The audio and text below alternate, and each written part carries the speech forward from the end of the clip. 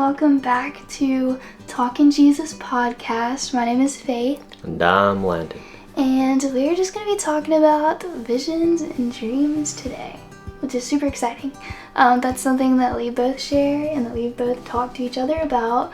And so we're just going to talk about it, biblically speaking, what it is. And we may talk a little bit about our experiences with it. And then I know next episode, I think we're going to go more in depth on that. Yeah, that's nice episode. Yeah, but we can talk a little bit about it. We can. But anyways, without further ado, let's get into the discussion. So, what are visions? So, visions, we experience visions when we are awake. And it's a way of communication between heaven and earth. Yeah, I agree. We look at instances in the Bible, like the book of Revelation, that was a vision. That was a very long vision, but it was a vision. It was. And in the book of Ezekiel, there's a bunch of visions now. It's pretty much the book of visions. Yeah, and so a lot of people get that confused and think that that was just a Bible thing, but that happens today. I mean, especially during prayer time or during time that we just set aside time for God, just to listen and pray. I know that I've experienced visions so many times with just praying and just seeing things that God's gonna do, that God's done, or spiritually, like in the spiritual realm, what God's doing. And that's what God wants to do for us. He wants to show us things. So I do have a question. Why do you think that God gives people visions? I mean, there could be many reasons, but I think a lot of times he gives people visions just to sometimes show them things that are to come. And I don't know, that's a tough one because, everybody's experience with visions is different. Yeah, I agree. God shows people different stuff and it means different stuff. So I think really to answer that question, it just depends on the person and their experience with visions. Yeah, I think sometimes God reveals things about you in visions, like us as humans in visions. And again, spiritual things that are happening that our physical eyes can't really see, sometimes our spiritual eyes can. And I think that's what happens whenever we enter a vision and our spirits are like one with God in that moment. And He's directly speaking to us. And it's the same in dreams. I think, a dream is just a vision while you're asleep, to be honest. It's still God speaking to you. And I think, I feel like in those moments, whenever He's revealing things to come, He's literally speaking to you in those moments. Like, even though you're asleep and you're seeing those things, He's literally talking to you. Right. And I've always had this, I don't know if this is, biblical. It's probably not. But I've always had this feeling that God sees everything before it happens. So, in God's timing, or, in spirit realm, sometimes I think that in those moments, God's taking us to those things that are happening in those moments, even though they haven't happened yet, because God's not bound by time. He's not bound by our idea of time or, our physical, understanding. He's not bound by any of that. He already sees everything that's going to happen. He does. And so, sometimes I think that maybe in those moments as well, He's already in that situation and He's talking to you about it because He already sees it. He does. He's everywhere all the time, and He's just everywhere. I think sometimes, we have visions depending on, how we're spiritually feeling. We could be in stress or, have anxiety and all these problems. And sometimes, He'll give us a vision to bring peace to our life and just comfort and relaxation.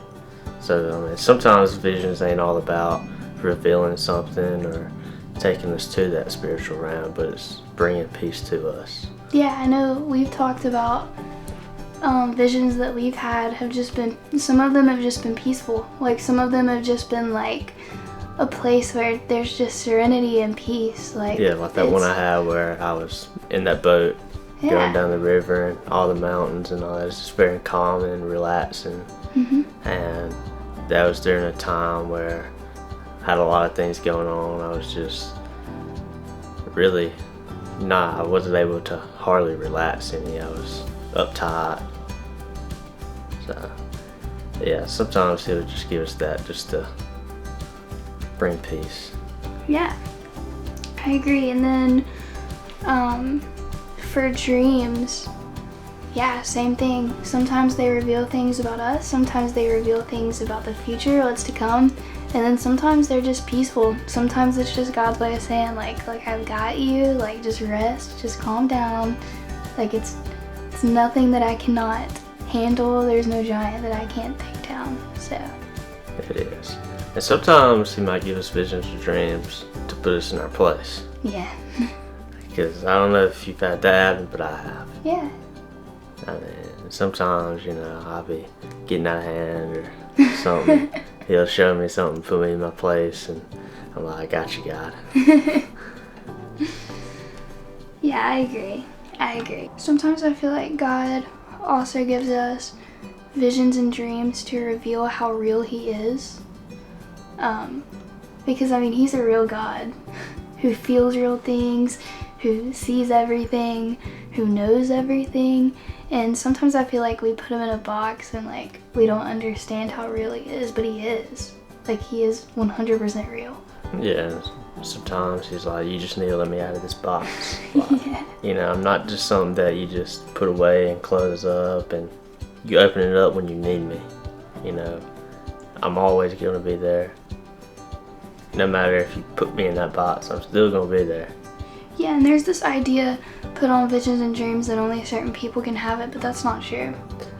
Yeah, that's not true. I mean, I think if God wants you to have a vision or dream, he's going to show you. Yeah. He's going to give it to you. I really don't think, it's set for specific people.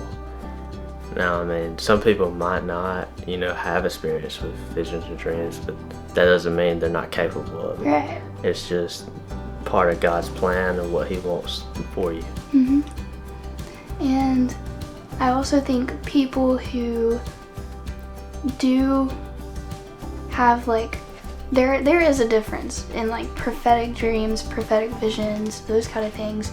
And in my experience, that's where Satan wants to attack you the most, because the gift of prophecy is one of the I wouldn't say best gifts, but I think it's Paul that says you can have all of the other gifts, but I long to have the gift of prophecy because it's the greatest. Yeah. And so that's where Satan's going to attack you the hardest, is in those places where you do prophesy, where you can prophesy to things. And that's what we see in Ezekiel.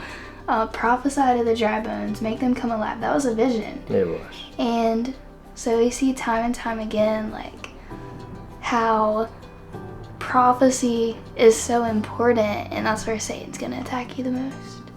He's going to attack you wherever you're gifted. He is. And that's where you have a lot more prophetic visions than me. I know I have the gift of prophetic visions. I mean, I've had some, but it's not you're more common with that than me. I mean, I do have a lot of visions and dreams, but some of them are not prophetic. I mean, some of them are just to bring peace to my mind, or it might show me something, but I mean, they ain't necessarily prophetic. Yeah, and I'll probably talk more about it in the next episode whenever we talk about our specific, just everything about visions and dreams for us. But I've actually had prophetic dreams since I was 12, maybe even younger than that. I was probably younger than that. And so it is an important part of my life, but that's why Satan wants to attack it the most. He wants to get rid of that. He wants to make me avoid it at all costs when I shouldn't. And so yeah, he wants to take what you got going on, whatever it may be. He wants to take what your gift is and just turning it against you. Yeah. And that's for everybody. Yep. He'll use what you're gifted, what you're strong at, and turn it against you to bring you down. In that, there was the longest time where I was having like so many prophetic dreams just over and over. And then I went through a season where I just couldn't sleep. And I know it was Satan because he didn't want me to have prophetic dreams. And so he's like, if I can just get her not to sleep, then she won't have any more. Which, joke on him, because I ended up like giving it fully to God and like understanding that I can't do any of that on my own. And then I was able to sleep anyways. But yeah, he's gonna attack you wherever your gift is. And so that's why it's so important for us to guard our hearts. For from it flow the springs of life. It's a very good verse. It's in Proverbs, right? Sounds like a proverb. I think it's in Proverbs. Sounds like a proverb. It sounds very much like a proverb. I do believe it's in Proverbs. I don't know. Usually I'm pretty good with verses. He really is. That one, It's a gift. I think it's Proverbs. I wish I was good with verses. I never can remember where they're at. Like every time I'm like, where's that verse? I do. So then I just ask Landon. Now there's some that I don't know where they are, but now that is a gift. That is a gift. Yeah. I can't quote. He can. Well, that's going to wrap up this episode, guys. We hope you enjoyed it. Don't forget to leave a like and a comment. We would love to hear y'all's feedback and what y'all would like to hear in the future. Don't forget to subscribe or follow, and we will catch you on the next one. Yes, sir. Bye. Bye.